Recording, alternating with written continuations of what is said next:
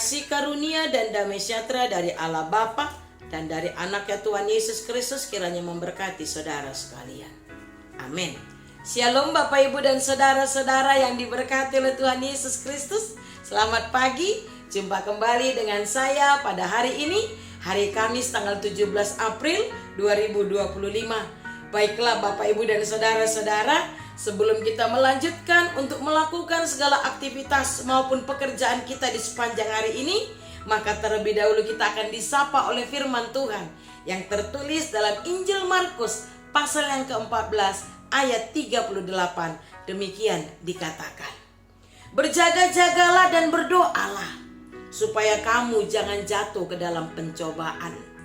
Roh memang penurut, tetapi daging lemah. Sekali lagi saya bacakan, berjaga-jagalah dan berdoalah supaya kamu jangan jatuh ke dalam pencobaan.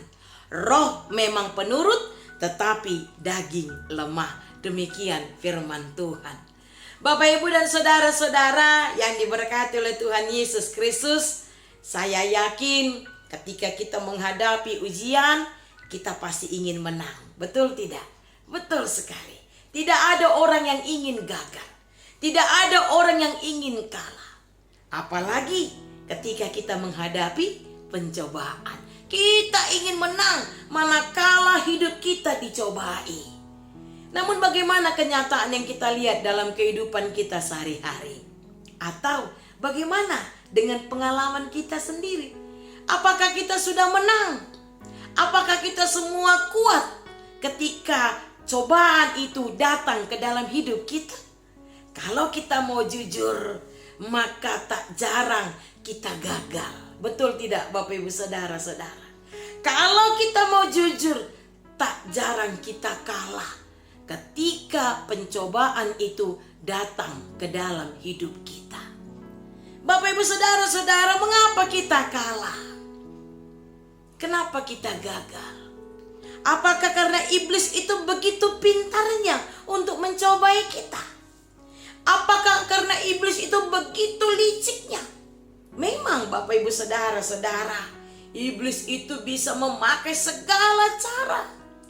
Setiap waktu, setiap saat, dalam segala situasi, iblis itu mengintip kapan ada kesempatan dia akan datang untuk mencobai kita, supaya kita semakin jauh dari Tuhan. Namun kembali ke pertanyaan tadi, apakah karena hebatnya si iblis? Oh tidak. Tidak Bapak Ibu saudara-saudara. Iblis itu memang licik dan memang tugasnya untuk mencobai kita. Dan dia tidak akan pernah libur, ya, kalau bisa overtime terus. Tetapi bukan karena liciknya iblis makanya kita kalah, tetapi karena diri kita sendiri. Kenapa Bapak Ibu saudara-saudara? Karena keputusan itu ada di tangan kita. Tuhan beri kebebasan kepada kita. Nah, oleh karena itu Bapak Ibu saudara-saudara, firman Tuhan berkata kepada kita pada pagi hari ini, berjaga-jagalah dan berdoalah supaya kita jangan jatuh ke dalam pencobaan. Tuhan mau kita waspada. Karena apa? Karena seperti kata Bang Napi, kejahatan terjadi karena ada kesempatan, karena ada peluang, karena ada kesempatan. Sehingga iblis itu mencobai kita. So yang pertama adalah berjaga-jagalah, waspadalah. Bagaimana kita berjaga-jaga? Dengan kita berdoa. Mengapa kita berdoa Bapak Ibu saudara-saudara? Karena doa itu adalah kekuatan bagi kita. Doa itu adalah nafas kehidupan bagi kita. Dengan kita berdoa, kita terkoneksi dengan Tuhan. Tuhan berikan kekuatan kepada kita. Karena kita tahu Bapak Ibu saudara-saudara, tidak ada yang bisa melampaui kekuatan Tuhan. Bapak Ibu saudara-saudara, kita pasti pernah baca, apalagi di masa-masa passion ini ya. Sebelum Tuhan Yesus ditangkap, dia tahu ya, dia tahu bahwa sebentar lagi dia akan ditangkap, dia akan menghadapi kematiannya, dia akan mati di kayu salib. Dan tentu dari segi kemanusiaan itu membuat Yesus ketakutan. Tetapi Yesus berdoa. Dan dengan berdoa, Yesus mendapatkan kekuatan. Nah, oleh karena itu Bapak Ibu Saudara-saudara yang diberkati oleh Tuhan Yesus Kristus, ingatlah, menjadi pengikut Kristus itu bukan berarti hidup kita akan tenang-tenang saja. Menjadi pengikut Kristus bukan berarti hidup kita ini akan aman-aman saja. Tetapi justru menjadi pengikut Kristus, kita akan selalu diuji, dicobai. Loh, mungkin kita akan berkata, bukankah Tuhan Yesus sudah mengalahkan si iblis? Bukankah Tuhan Yesus sudah menang ketika dia dicobai? Betul Bapak Ibu Saudara-saudara. Yesus memang sudah menang. Dia mengalahkan iblis. Ya. Ketika Yesus dicobai sebanyak 3 kali, dia menang. Tetapi jangan lupa, iblis itu bisa datang kembali untuk mencobai kita. Nah, oleh karena itu, kalau kita tidak mau gagal, kalau kita tidak mau jatuh, ingatlah firman Tuhan hari ini. Berjaga-jagalah, waspadalah, dan jangan pernah lupa untuk berdoa. Karena doa adalah kekuatan bagi kita. Amin, kita berdoa. Terima kasih Bapa yang baik untuk kesempatan yang Engkau berikan kepada kami di pagi hari ini. Mau mendengarkan firman-Mu yang mengingatkan kami Tuhan, agar kami senantiasa berjaga-jaga dan berdoa.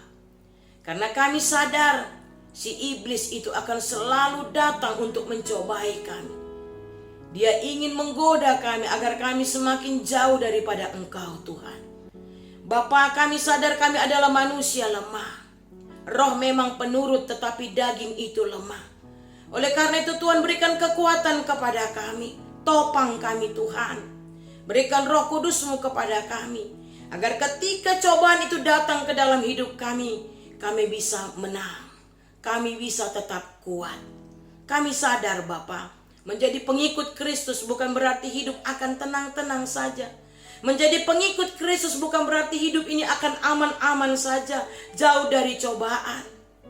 Tetapi menjadi pengikut Kristus, ketika cobaan itu datang, kami akan diberikan kekuatan. Terima kasih Bapa yang baik. Biarlah firman ini boleh kami mengerti dan boleh kami lakukan dalam kehidupan kami sehari-hari. Di pagi hari ini Tuhan, kami mau berdoa untuk seluruh jemaat-Mu, dari anak kecil sampai jemaat yang sudah tua. Berkati kami Tuhan, tiap-tiap pribadi, tiap-tiap keluarga. Kalau ada yang sedang sakit, tolong Tuhan berikan kesehatan. Kalau ada yang sedang sedih, tolong Tuhan hiburkan. Bapa yang baik, kami juga menyerahkan setiap aktivitas dan pekerjaan kami di sepanjang hari ini. Berkati Tuhan, agar apapun yang kami kerjakan, apapun yang kami pikirkan, dan apapun yang kami ucapkan di sepanjang hari ini, semuanya berkenan di hadapan-Mu. Terima kasih Bapa yang baik, pimpin dan kuasailah hati, mulut, dan pikiran kami. Di dalam nama Yesus Kristus, dengarkanlah doa kami ini. Amin. Anugerah dari Tuhan kita Yesus Kristus, kasih setia dari Allah Bapa, serta persekutuan dengan Roh Kudus, kiranya memberkati saudara-saudara sekarang dan selama-lamanya. Amin. Shalom, selamat pagi, selamat beraktivitas, Horas.